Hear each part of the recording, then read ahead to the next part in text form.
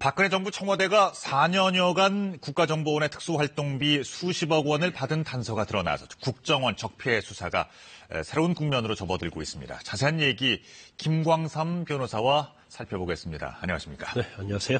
예. 자, 검찰 수사가 이번에 어떻게 시작하게 됐나요? 근데 화이트리스트와 관련돼서요. 국정원이 예. 어느 정도의 보수단체에 지원을 했는지 이제 그 부분 조사를 하는 도중에 예. 국가정보원의 예산을 가장 주무르고 또 인사에 관여는 막강한 그 파워를 가진 게 기획조정실장이거든요. 그래서 예. 이현수 국정원 전 기획조정실장한테 소환해서 부른 거죠. 예. 그래서 예산 집행 과정에 대해서 따져서 보다 보니까 한 4년에 걸쳐서 당시 박근혜 전 대통령 청와대 제2부속실에 근무했던 안봉근 전 비서관한테 월 1억씩 한 2년 주고요. 그 다음에 이제 제2부속실이 폐지가 되거든요. 그러면서 총무비서관실로 이게 일한 것들이 이관이 되는데 그 당시 총무비서관이 이재만 씨였거든요. 이재만 전 총무비서관에게 똑같이 돈을 줬다는 거죠. 그래서 4년 동안 약 50억 정도, 그것도 현금으로 007 가방에 넣어서 길거리에서 준 것으로 지금 검찰 결과가 발표가 됐습니다. 네. 그러니까 문제가 된 돈이 특수활동비죠. 예전엔 일반 기업에도 기밀비라고 있었는데요. 근데 특수활동비는 이제 정식적 명칭인 이제 특수활동비 자체는요. 네. 우리나라가 예산이 한 거의 1조 가까이 됩니다. 그러니까 9천억 가까이 되는데 예. 가장 많은 게 이제 국정원이에요. 국정원이 한 55% 정도를 쓰고 그다음에 이제 검찰이 많습니다. 그 이유가 어떤 수사의 기밀을 유지하고 정보 수집 활동하고 이제 조사를 하는 데 있어서 이제 외부로 공표해서는 안 될 그런 비용이 필요하거든요. 그래서 예. 추상적으로 금액을 정해서 이제 할당을 해주는 거죠. 근데 국정원 자체가 사실은 대북 업무를 주로 많이 하는 그런 정부 기관 아닙니까? 그렇기 네. 때문에 오히려 가장 다른 기관에 비해서 이런 특수활동비의 배당이 굉장히 많고요. 또 다른 기관에 비해서 특수활동비를 어떻게 썼는가를 잘 따지지 않습니다. 아하. 그리고 예를 들어서 영수증 어디에서 썼다는 것을 감사를 받게 되면 그러면 정보활동을 어디서 했는지가 나타나게 되잖아요. 그래서 그렇긴 하네요. 예외적으로 국정원에 대해서는 이런 부분이 상당히 면제를 시켜준다고 볼 수 있는 거예요. 네. 그러니까 국정원의 특수활동비에 대해서만 촘촘하게 감사가 이루어지지 않는 건가요, 그러면?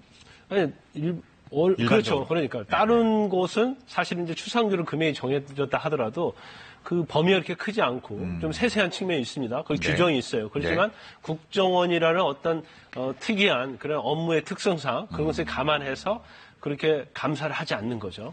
네. 그러니까 지금 국민이 낸 세금이 결국 지금 이제 검찰은 이걸 이제 개인적인 뇌물 수수로 보고 있는 거죠. 이 사건의 본질을. 그러면 하여튼 뇌물이 됐습니다. 예, 세금이 뇌물이 됐습니다. 안봉근 이재만 전 비서관은 혐의를 인정하고 있습니까? 일단 검찰에서 이제 수사를 하는데 이것은 예산 전용의 문제가 아니다 이렇게 못을 받고 있어요. 그러니까 예산이 전용의 문제면 뇌물이 아니겠죠. 네. 그리고 이 부분은 뇌물에 관한 문제다 이렇게 얘기를 하고 있고 그다음에 이현수 전 기조실장이 전달해주고 007 가방에 전달해주고 얼마를 전달해줬고 어느 시점 이런 거에 대해서는 다 인정을 하는 것으로 보입니다. 단지 이제 제일 중요한 것은 처음에 왜 이 돈을 받게 됐는지 그다음에 이 돈을 어떻게 썼는지 그게 또 굉장히 중요한 부분이거든요. 그런데 그 부분은 지금 조사를 하고 있는 것으로 보이는데 일단 검찰이 뇌물로 보고 있기 때문에 개인적으로 썼든 쓰지 않았던 이게 박근혜 전 대통령에 전달이 됐든 안 됐든 검찰은 이제 뇌물로 보고 있는 것 같고요. 네.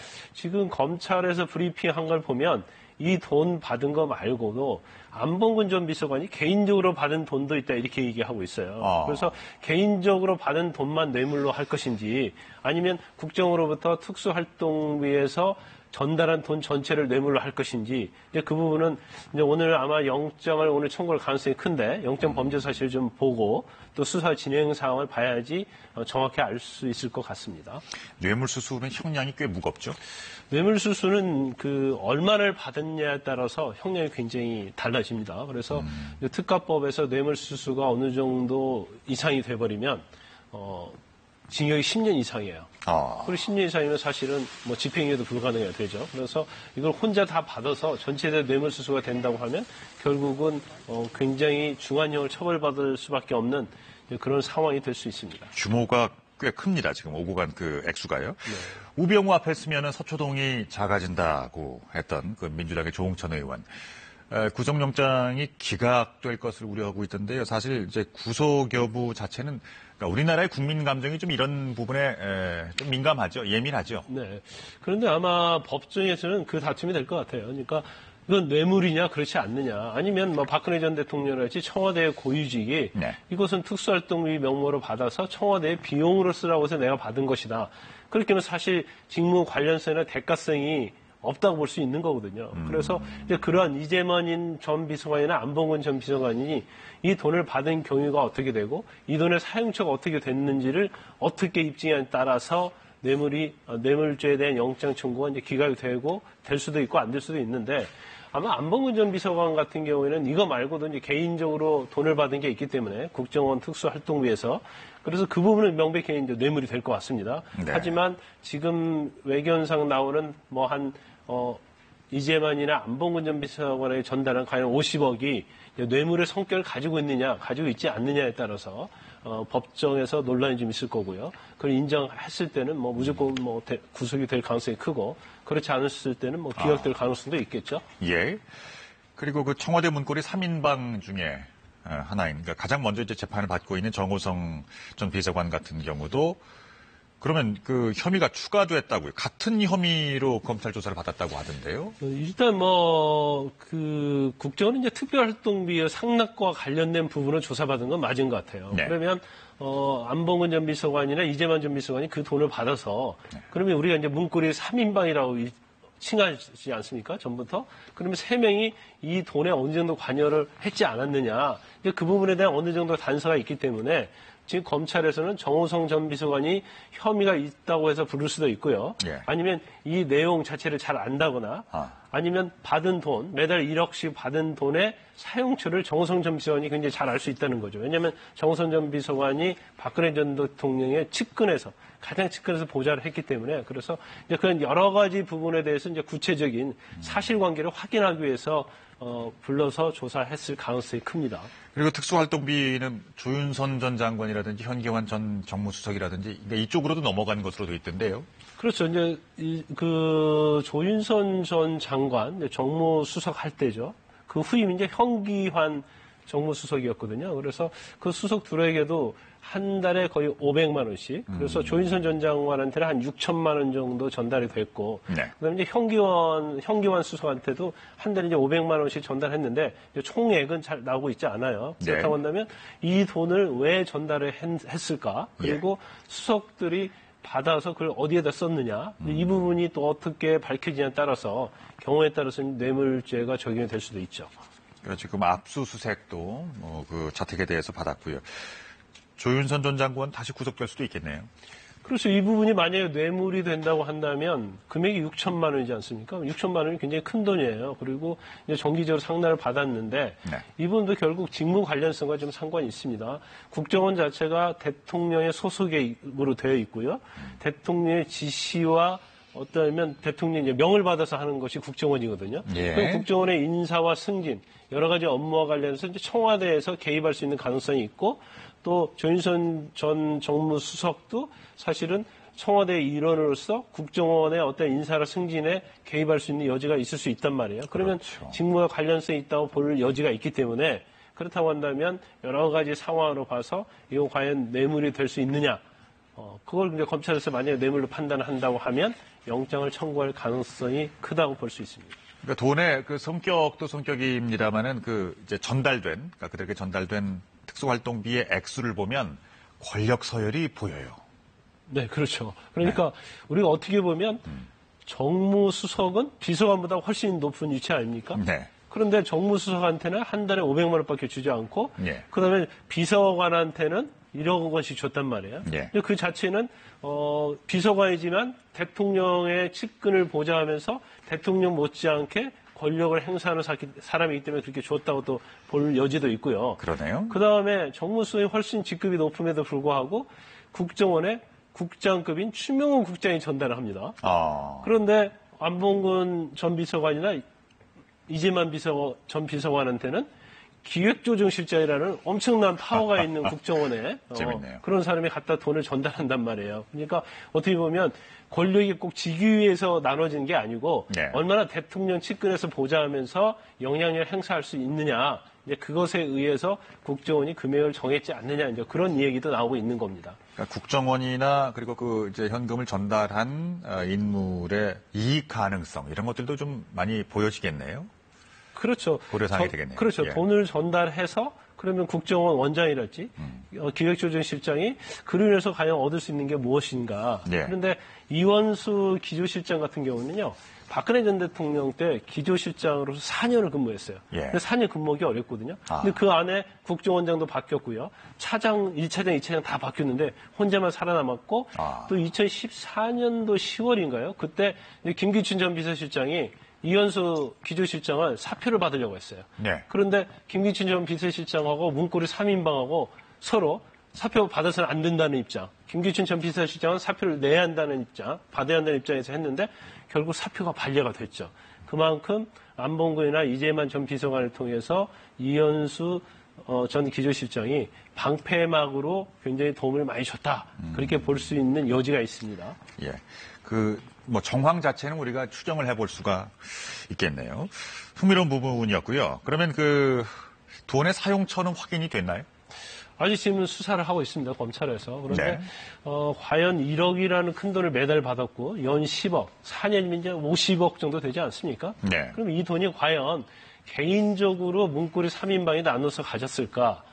제가 볼 때는 뭐 그럴 가능성도 있지만 이게 적어도 박근혜 전 대통령과 교감이 없이는 이 돈을 좀 받을 수 없다고 봐요. 그러면 이 돈 자체가 박근혜 전 대통령에게 전달이 됐고 그 돈을 가지고 이제 박근혜 전 대통령이 어떻게 썼느냐 또 중요합니다. 네. 그래서 예를 들어서 뭐 친박 의원들 뭐에게 어떤 금일봉으로 줬다랄지 아니면 본인의 어떤 의상비를 썼었다랄지 그러면 사실은 그 뇌물이 될 수가 있죠. 그런데 그 검찰에서 이제 브리핑한 걸 보면 지난 4.13 총선 때도 청와대에서 국정으로부터 5억을 받았다는 거예요.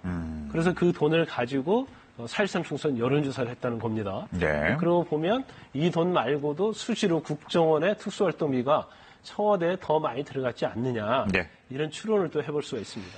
그러니까 그 자금의 자체의 성격들, 그러니까 뇌물성이었느냐의 여부, 뇌물이었느냐 아니면 이걸 통치자금이라고 해야 되나요? 뭐 업무와 관련된, 뭐 관행적으로 받아서 사용하는 이런 공공적 성격의 자금이었을까? 뭐 이게 이제 쟁점이 될 수도 있겠네요. 그런데 이제 우리가 법적으로 말이죠. 네. 통치행위라는 건 있어요. 네. 통치행위는 약간 사법권의 영역을 벗어나요. 왜냐하면 정치적이라는 어떤 국가와 국민을 위해서 국가의 수뇌부로서 어쩔 수 없는 행위를 하게 되고 그것이 법에서 약간 위반돼도 통치행위로서 우리가 뭐 어느 정도 면죄부를 줄 수 있는 그래서 통치행위라는 개념이 있는데 이 통치자금을 쓰면 명백히 뇌물이에요. 왜냐하면 그런가요? 그렇죠. 민주국가에서 본인이 어떤 예산의 범위 내에서 아니면 뭐 봉급의 범위 내에서 그렇게 써야 하는 것이지 외부에서 어떤 국가 기관으로부터 돈을 받아서 개인적인 뭐 그런 정치 활동비를 썼다. 그러면 그건 뇌물로 볼 수 있는 거죠.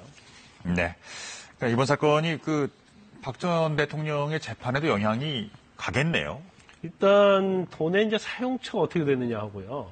그다음에 이 돈을 국정으로부터 상납받는데 이제 박근혜 전 대통령이 어느 정도 개입을 했느냐 굉장히 중요시 된다고 봅니다. 그렇지만 이 돈이 일단 박근혜 전 대통령이 돈을 받고 쓰는 데 있어서 조금이라도 관여가 됐다고 한다면 결국 뇌물죄가 될 수밖에 없고 그러면 현재 재판하는 사건에 더 플러스해서 예. 추가 기소될 가능성이 굉장히 높다. 이렇게 저는 봅니다. 예. 국정원이 청와대에 이렇게 수십억 원의 돈을 상납했을 것이라는 소식이 전해지면서 정치권은 들썩였습니다. 정치권의 반응 보시겠습니다. 여당은 국정원의 특수활동비 상납 의혹에 대해서 엄정한 수사를 촉구했습니다. 국민의 세금을 큰 찰로 따박따박 챙겨왔다면 이는 역대 모든 부정부패를 능가하는 당군 이래 최악의 도적질이라 할 것입니다. 국가 권력과 국민의 혈세를 사사로이 사용한 이 불법 행위들은 검찰 수사를 통해 명명백백하게 밝혀져야 할 것입니다. 어제 열린 국정감사에서도 안봉근, 이재만 전 비서관들의 체포가 도마에 올랐습니다. 국민의당은 철저한 진상규명을 요구했습니다. 이 돈이 어디로 갔느냐는 거예요. 혹시 청와대에서 예산으로 국정원 예산으로 박근혜 대통령 옷 사 입은 거 아니냐? 성형수술, 시설비 이걸 내는 거 아니냐? 바른정당도 역시 정치적 계산이 없는 공정한 수사를 촉구했습니다. 정치적 편향을 뛰어넘어서 공정하고 적법한 절차를 통해서 해야 될 것이다.